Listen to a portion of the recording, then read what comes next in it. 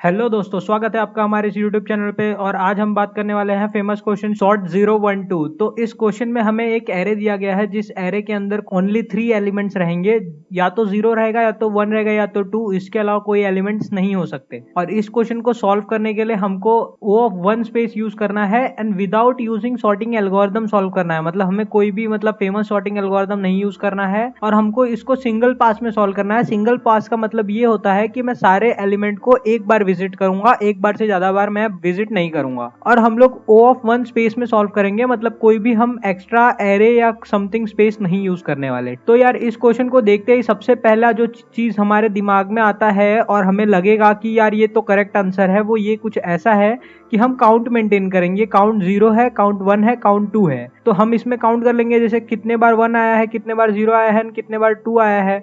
तो यहाँ पे देखते ही हमें समझ में आ जाएगा कि 3 बार 0, 3 बार 1, 3 बार 2 आया है।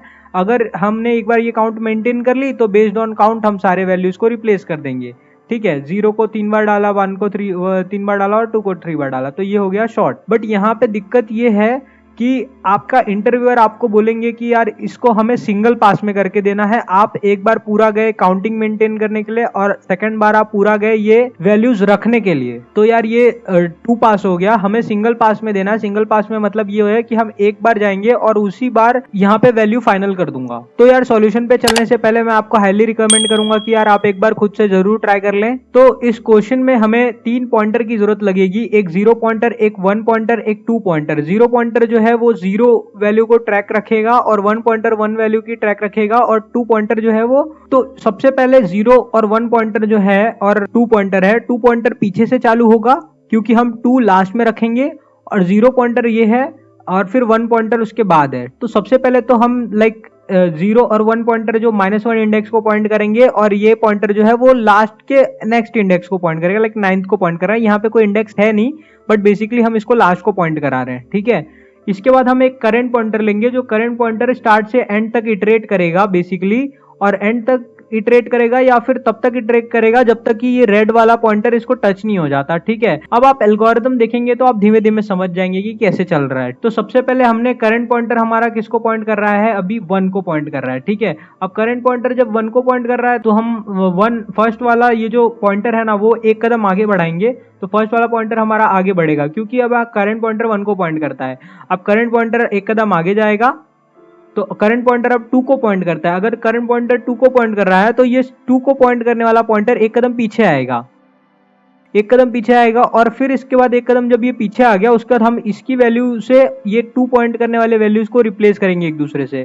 ठीक है, तो अब 2 यहाँ गया और 0 यहाँ आया, हमने इन दोनों को आपस में रिप्लेस कर लिया। इसके बाद अब हमारा करंट पॉइंटर फिर से 0 को पॉइंट करता है। अब अगर करंट पॉइंटर हमारा 0 को पॉइंट करता है तो 1 वाला पॉइंटर भी आगे बढ़ेगा और 0 वाला पॉइंटर भी आगे बढ़ेगा और 1 वाला पॉइंटर यहाँ पे 1 रिप्लेस करेगा, 0 वाला पॉइंटर अब जिसको पॉइंट कर रहा है वहां पे 0 रिप्लेस करेगा। अब देखिए 1 वाला पॉइंटर आगे बढ़ेगा और यहाँ पे 1 रिप्लेस करेगा, 0 वाला पॉइंटर आगे बढ़ेगा, यहाँ पे 0 रिप्लेस करेगा। ऐसा हमने क्यों किया, क्योंकि अब करंट पॉइंटर हमारा 0 को पॉइंट कर रहा था तो एक वैल्यू 0 आनी चाहिए, तो इसके लिए इसको बढ़ा के इधर 0 कर दिया। और ये 1 वाला पॉइंटर 1 को पॉइंट करता है। अब हम करंट पॉइंटर को एक कदम और आगे बढ़ाएंगे। अब हमारा करंट पॉइंटर 1 को पॉइंट करता है, तो करंट पॉइंटर 1 को पॉइंट करता है तो 1 वाला पॉइंटर हमारा आगे बढ़ेगा और करंट पॉइंटर एक कदम और आगे बढ़ेगा। अब करंट पॉइंटर हमारा 2 को पॉइंट करता है तो हमारा 2 वाला पॉइंटर एक कदम पीछे आएगा, 2 वाला पॉइंटर, अब ये दोनों की वैल्यूज आपस में हम रिप्लेस करेंगे। बेसिकली दोनों जगह 2 है लेकिन हम फिलहाल रिप्लेस तो करेंगे एल्गोरिथम के हिसाब से। तो यहाँ पे भी 2 आया, फिर से 2 आया, तो अब ये 2 वाला पॉइंटर एक कदम और पीछे आएगा और फिर से रिप्लेसमेंट होगी।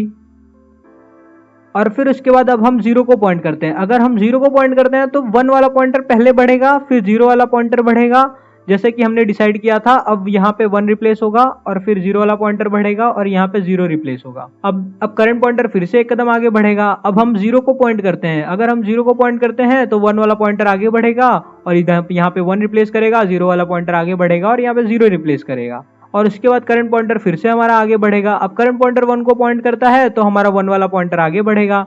अब फिर से करंट पॉइंटर आगे बढ़ने की कोशिश करेगा, लेकिन अब यहाँ पे हम आगे क्यों नहीं बढ़ेंगे, क्योंकि ये 2 वाला पॉइंटर जो है ना वो अब नेक्स्ट पे आएंगे तो 2 वाले पॉइंटर पे आ जाएंगे। तो बेसिकली यहाँ पे हम एंड कंडीशन लगा देंगे। ठीक है, तो हमने इसमें क्या किया, हम सारे वाले वैल्यूज पे एक ही बार गए और एक ही बार जाते ही हमने स्वैपिंग वैपिंग करके अपने से डिसीजन दे दिया। तो बेसिकली ये वाला अप्रोच किसी किसी इंटरव्यूअर को चाहिए होता है, इसके लिए मैंने इसको आपके साथ शेयर किया है। तो चलते हैं यार कोड की तरफ। तो कोड में हम सबसे पहले एक फंक्शन बना लेंगे जिस फंक्शन का नाम रख लेंगे शॉर्ट। इसके अंदर हमें नम्स पास किया हुआ मिलेगा। नम्स वो एरे है जिस एरे के अंदर हमको 0 1 2 दिया गया रहेगा। तो सबसे पहले हम क्या करते हैं कि हम 3 पॉइंटर बना के रख लेते हैं, पॉइंटर 0, पॉइंटर 1, पॉइंटर 2। जैसे कि हमने 3 पॉइंटर वहां पे बनाई थी और तीनों पॉइंटर के अंदर पहले असाइन करेंगे। लाइक पॉइंटर 0 जो है वो -1 से स्टार्ट होगा स्टार्टिंग से, जैसे कि हमने बोला था, और पॉइंटर 2 भी -1 से स्टार्ट होगा, और पॉइंटर 3 जो है वो लेंथ ऑफ नम से स्टार्ट होगा। ये लेंथ ऑफ नम से क्यों? क्योंकि वो हमने जैसे कि वहां पे देखा था कि लास्ट इंडेक्स के एक कदम पीछे से स्टार्ट हो रहा था पॉइंटर 2। इसके बाद हम क्या लेंगे, इसके बाद हम एक लेंथ वेरिएबल असाइन करते हैं जिसको हम लेंथ ऑफ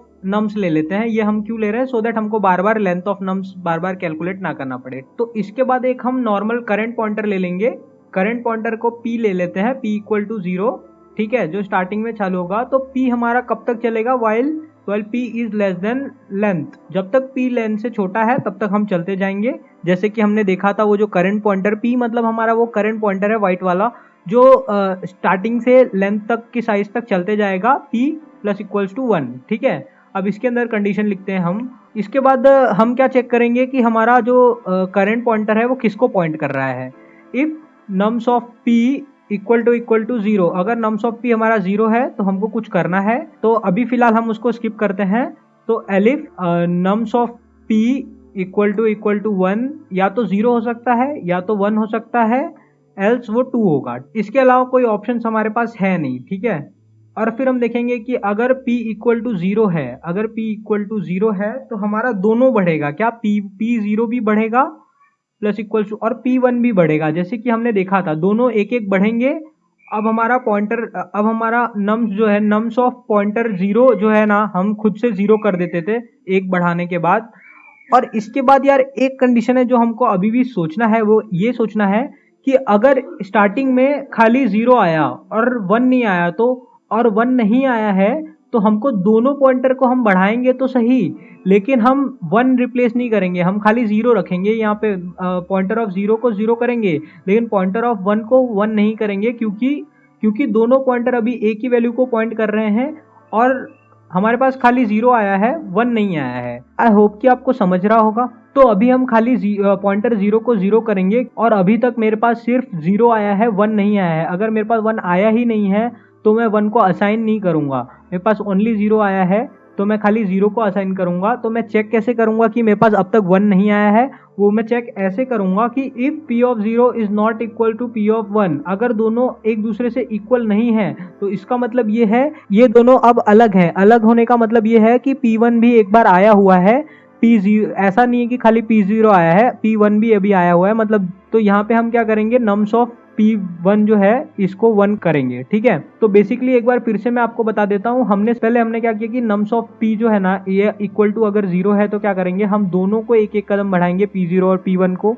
और p0 को हमने 0 असाइन किया, लेकिन p1 को हमने p1 क्यों नहीं असाइन किया? क्योंकि ऐसा हो सकता है कि कभी भी हमारा 1 एनकाउंटर नहीं हुआ है। अगर 1 एनकाउंटर नहीं हुआ है तो इसका मतलब ये है कि ये दोनों आपस में इक्वल रहेंगे। जब तक ये दोनों इक्वल है इसका मतलब नम p1 एनकाउंटर नहीं हुआ है। अगर p1 एनकाउंटर हुआ है तो इसको भी एक बढ़ा के हम p1 = 1 कर देंगे। आई होप कि आपको ये इंटरनल ये वाले कंडीशन का मतलब समझ गया होगा अच्छे से। तो इसके बाद नम्स ऑफ p = 1 पे आ जाते हैं। जब नम्स ऑफ p = 1 है तो हमको p1 + = 1, p1 तो हमको बढ़ाना ही है और साथ ही साथ हमको नम्स ऑफ p1 = 1 करना है, ठीक है। और फिर आ जाते हैं हम एल्स पार्ट में। एल्स पार्ट का मतलब ये है कि अब हमने बस 2 को एनकाउंटर किया है। अगर हम 2 को एनकाउंटर करेंगे तो p2 - = 1। याद रखिए p2 हमारा पीछे से चलने वाला है, ठीक है।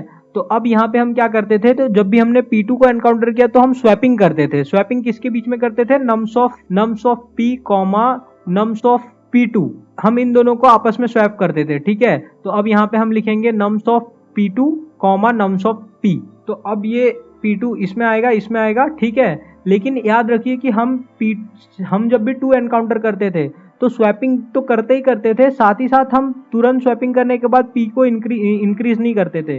क्योंकि अब हमने स्वैप कर दिया है, तो अब हमें नहीं पता कि यहाँ पे कौन सी वैल्यू आई है, यहाँ पे फिर से 1 आई है कि 2 आई है, वो डिपेंड करता है। इसके लिए हम अभी फिलहाल के लिए तो कंटिन्यू कर देंगे, ये P1 नहीं बढ़ाएंगे, ठीक है। इसके अंदर अगर हमने ये कंटिन्यू नहीं किया तो क्या होगा कि ये P1 बढ़ जाएगा और अभी जो स्वैप हुआ है वो वाला हमसे मिस हो जाएगा, ठीक है। तो आई होप कि ये समझ गया होगा आपको। तो हमने ये तो हैंडलिंग अच्छे से लिख दिया, लेकिन अभी भी हम एक चीज मिस कर रहे हैं। वो क्या मिस कर रहे हैं कि अगर हमारा जो करंट पॉइंटर है वो करंट पॉइंटर हमारे P2 को टच कर दिया, तो हमने वहां पे जहां पे एग्जिट किया था वो एग्जिट हमने यहाँ पे लगाई नहीं है। तो हम यहाँ पे वो एग्जिट भी लगाएंगे। वो एग्जिट कुछ ऐसा होगा कि if P is equals to P2, अगर हमारा P जो है वो P2 के इक्वल हो जाता है तो हम बाहर आ जाएंगे, ठीक है। तो आई थिंक कि ये वाला कंडीशन आपको समझ ही गया होगा, जैसे कि हमने पिछली बार किया था। तो मेरे हिसाब से अब ये कोड कंप्लीट हो गया है। तो गाइस यार, हम पूरी इंटरव्यू प्लेलिस्ट बना रहे हैं। तो यार, अगर आप इंटरव्यू प्रिपरेशन कर रहे हो या इंटर्नशिप ज्वाइनिंग के लिए प्रिपरेशन कर रहे हो तो हमारे चैनल को विजिट जरूर करें और सब्सक्राइब करें हमारे यूट्यूब चैनल को। Thank you for watching this video. और गाइस यार, लाइक मारो यार, लाइक मारो, शेयर मारो, सब्सक्राइब मारो।